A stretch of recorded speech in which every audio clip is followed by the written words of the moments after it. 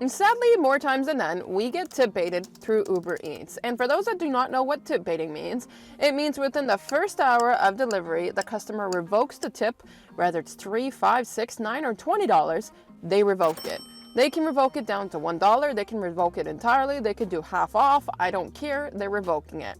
Now, there are uncontrollable circumstances where we screw up an order and our tip gets taken away. And that's what our main focus is going to be about on this video. However, I do want to state that if you are being tip baited and there's no valid reason, contact a manager at support. Keyword, manager. Don't do the dingle dangle of going through support, talking your head off, getting nowhere, getting frustrated. Go directly to a manager. Mr. or Mrs., whoever you got on the phone, I'm sorry, you're not able to assist me. I have been through tip baiting before. I would like to speak to a manager so that I'm not wasting your time, you're not wasting mine, and my concern is addressed. Simple as that. Don't forget to add a please and thank you. Now, let's talk about these uncontrollable circumstances. For example, you're at a restaurant, things are taking endlessly long. Should you or should you not message your client? Well, the answer is absolutely. You need to be messaging your client through the text messaging feature on Uber Eats to let them know if things are running too late. Why? Because if not, the communication part listed on Uber Eats is going to be a big fat X, and you might get a tip removed. You might get hit by the survey. And is the customer in the valid reason? Yeah. If I put myself in the client's shoes, which I do 90% of the time, I want to be notified about what's going on. So if you're taking 20 minutes at a restaurant, even 15 minutes, that's not supposed to be happening. Either the restaurant's treating us like garbage or something's held up in the kitchen, but either way, your customer should be knowing about it. If you do something like notifying them by text message, you are reducing your risk of being tip baited. Now, also, and this one's not from me, this one is from one of you lovelies on this channel, and I'm sorry, it's been long ago, so I don't exactly remember, but I know it's one of my regulars. When it comes to leaving the restaurant, and I think this is a fantastic idea, which I think I need to start implementing, you need to text your customer to say you're on the way. It makes a huge difference. A lot of them, for example, could be a meet at the door. And if they want to meet you at the door and they don't know when you're arriving, or they get busy and they're not on the app, and then, I don't know, you started them when you rang the doorbell, at least by giving them that 5, 7, 6 minutes, whatever the GPS says, heads up that you're going to be on your way, it can make a huge drastic difference. Now, and this next one, and this one is the actual one that I truly wanted to talk about because of the fact that it happened to me. It's something that makes a huge difference. I had it last week. I was taking Chinese food to my customer's house. Now, sometimes Chinese food gets stacked high in the bags. Now, my stupid mistake, and this is what I normally do to prevent this crap from happening, is normally I take the high stacked food and put it in my smaller bag because it prevents it from topping over. Did I do that? Obviously not. So what ended up happening is the stacked Chinese food fell sideways in my bag.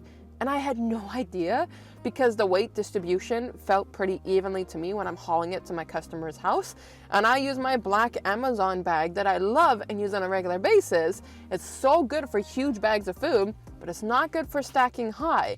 And for Chinese food, I always bring that bag in and I transfer it later. And I didn't. I put it in the car, it fell over. I got to my customer's location, I opened my bag, and it was worse than I thought. Not only was the brown paper bag cut open, it was cut open, there was liquid falling out. Ugh, it was a mess. Even myself, I was disgusted. Now, this was a leave at the door request. So I took the bag out and I had the cut facing me. I could have done two things. I could have dropped it off, ran away, take a picture and said sorry in the message, or I do what I did do. I took the picture of it inside the delivery bag closed, and I rang the bell. Took it out, I had the cut facing me. I waited for my customer to come down the stairs, and when he opened the door, I said, before you take this order, I need to let you know, my mistake, by accident, is it toppled in my bag. As you can see, I kept it hot. I tried to do my best, but it toppled. There is a cut here on this side of the bag. Please pick it up like this towards you, and don't tilt the bag because I'm afraid that a lot more stuff seeped out than what I'm speaking for. and he says, I appreciate your honesty. I was terrified that he was going to tip bait me. It was like a $9 tip and affect my surveys, but he did not. Own up to your mistakes. If you dropped the food, own up to it. If something fell sideways, own up to it. Obviously, I mean, this man was, when he walked away with it, and I get it, I would be the first one doing that. But at least, because I took the ownership and I said, I'm sorry, I waited for him to come downstairs and I explained my situation, I did not get tip baited. And you can avoid being tip baited because of your own mistake if you simply explain the truth. You know, customers aren't complete assholes. They can see your satisfaction rate. They can see how many deliveries you've done. And obviously, for example, if you do have a 100% satisfaction rate and they see you've done quite a few deliveries, they're gonna know that it's a one-off. In my case, was a one-off because I've never had food topper over like that before. I've had a drink spill through the cabaret before, and the cabaret is the drink tray. And I caught it at a Wendy's, and I told them, like, you're gonna double up on this and you're gonna change the tray, and they did. And ever since then, I got a drink delivery bag to prevent those things from happening, because those Wendy cups are like super sized. But I haven't had any significant spills until last week. So when my tip was not revoked, I thought to myself, it might be a huge thing to let people know that this actually does work to not get tip baited. Because so many of us don't want to either admit to the truth or we want to go on our way because it is easier.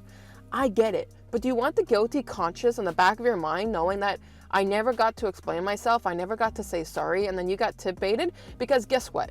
If you get tip baited and it's impacting your survey and it's because you top it over the food, that is valid tip removal. Do not contact Uber Eats to get your tip back. You're not supposed to get it back. You did not provide the service. It's the same thing for last night. I went out doing deliveries and the customer said clear as day, do not knock on the door. I knocked on the door and I said thank you both on my texting feature in French and English, but I told myself, well, as simple as it is. She said do not knock. I knocked. Could I lose my tip for that? Yeah. And I would have loved to be able to wait for her to come outside, but I clearly noticed she was waiting by the window for me to drive away, so I had to take that risk. Took the risk, I drove away, I got my tip in the end. Honesty does go a long way when it comes to customers, and we have to stop thinking of customers as the bad people. They essentially hold a golden ticket, which is our tips, and if we want those golden tickets, we have to be responsible enough for them by taking ownership and doing the right thing.